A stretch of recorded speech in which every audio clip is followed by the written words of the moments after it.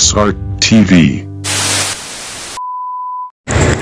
So yun, napag-ansara natin at may pumunta nga suki natin dito sa ating pwesto at may magpapaservice. Tsaka kaya ito, for today's video magsiservice tayo mga kabrader. Yan no, nag-ayos tayo mga dadalhin natin mga gamit. Medyo ano yung pupuntahan natin tao, napaka-espesyal. So yun, napapogi muna si brother. Lupit Yun So yun, ito na, on the way na nga tayo papunta ron sa hindi natin kabisado yung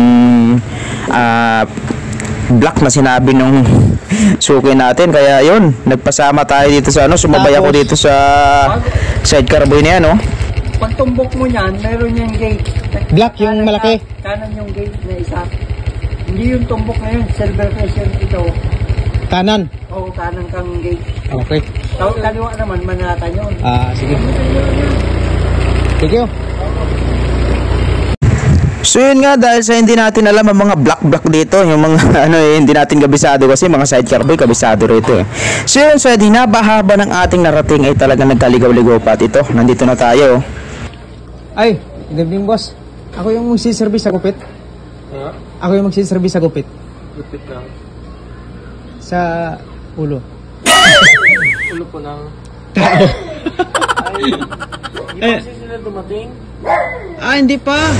At yun, hindi pa nga pala dumarating sila boss at may nagka-problema daw Pero ito, nag-antay tayo ng medyo matagal pero ito naman, naging okay naman.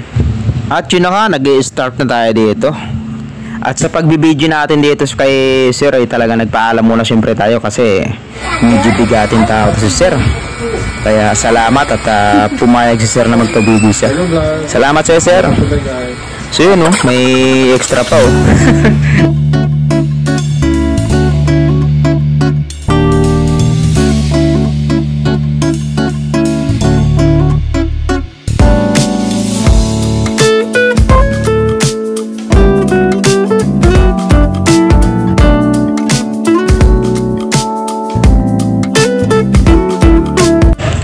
At yun nga, dahil sa may ilaw nga pero talagang iba pa talaga pag sa barbershop.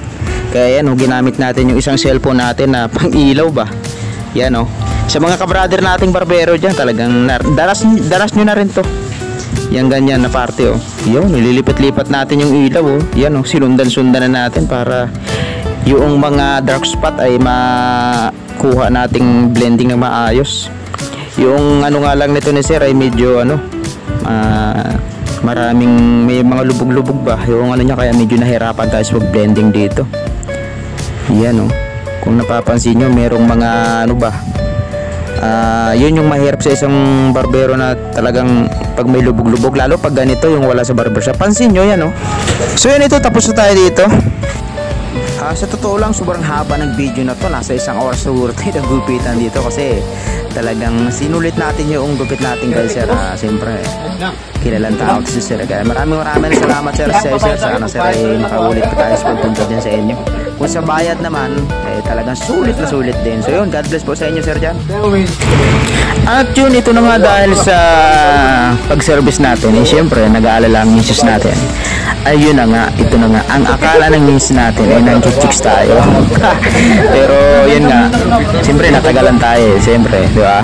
Yan ang isipin ng ating mga misis So yun may pamerienda pa si Sir dito. Salamat Sir. So yun, ito yung finished product natin. Kaya nung humusga mga kabrader, siyempre iba pa rin yan sa pwesto tayo nagupit. Yan pagpasensyahan nyo na yung tabas natin dyan.